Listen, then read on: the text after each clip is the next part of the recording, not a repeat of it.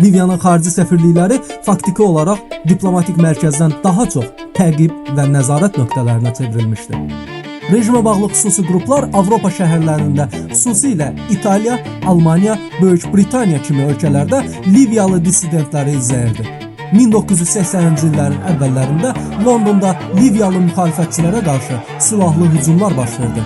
Bunlardan biri də Liviyalı hüquqşünas Mahmud Nafaya qarşı olan hücum idi. 24 aprel günü Əl-Giddal adlı şəxs Liviyanın London səfirliyinin işçilərindən biri ilə Nafa'nın ofisinin yerləşdiyi Palmala getdi. Orada Əl-Giddalı tanıyan Amerikalı bir tələbənin köməyi ilə içəri daxil oldular və Nafa'nın ofisinə doğru hərəkət etdilər. Şahidlərin deməsinə görə bir neçə dəqiqə sonra Liviya səfirliyinin işçisi otaqdan çıxdı. Həmin anda Əl-Giddal belindən 0.38 mm-lik Smith & Wesson silahını çıxardı və atəş açmağa başladı.